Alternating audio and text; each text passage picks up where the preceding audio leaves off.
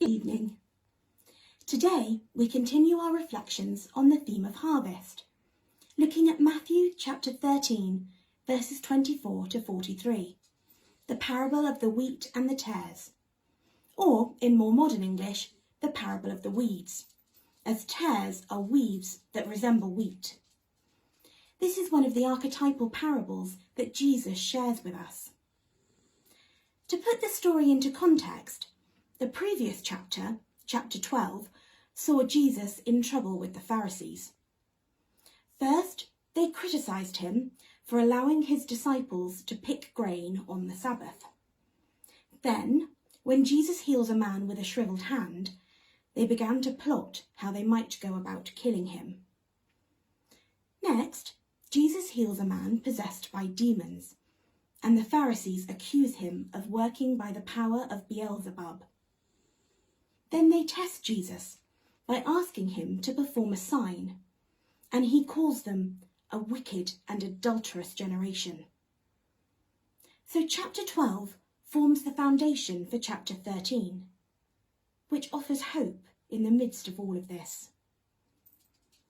So chapter 13 begins with the parable of the sower, which acknowledges that some seed will be lost, but promises a great harvest from the seed that falls on the good soil. The focus isn't on the little that is lost, but on the promise of the harvest. Then we pick up the story at the parable of the weeds, which is our focus for today. Uses the same agricultural motif, but looks at the bad among the good in the world. The wheat being those who will enter the kingdom of heaven, and the weeds being those who will face judgment. Looking back on the previous chapter, perhaps a gentle reminder to some to keep their faith and their hearts open. The weeds, incidentally, in the original translation are darnel seeds, which look just like wheat in their early stages.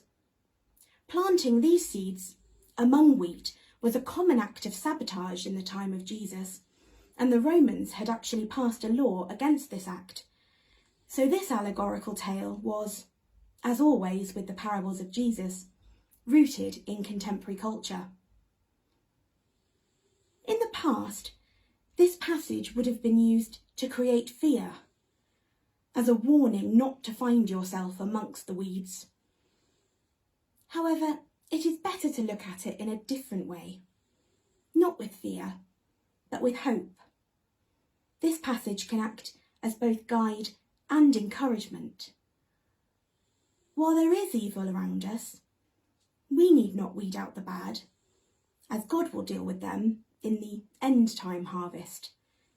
Instead, we can focus on our own faith, the light, and try and follow the message of Jesus.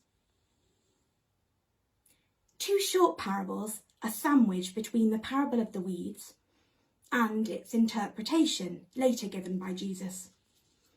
Both the parable of the mustard seed and the parable of the yeast promise great effects from tiny beginnings, teaching us not to be discouraged.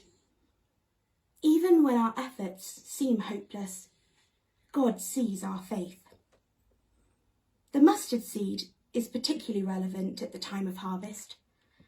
From a tiny seed, a great harvest can be reaped.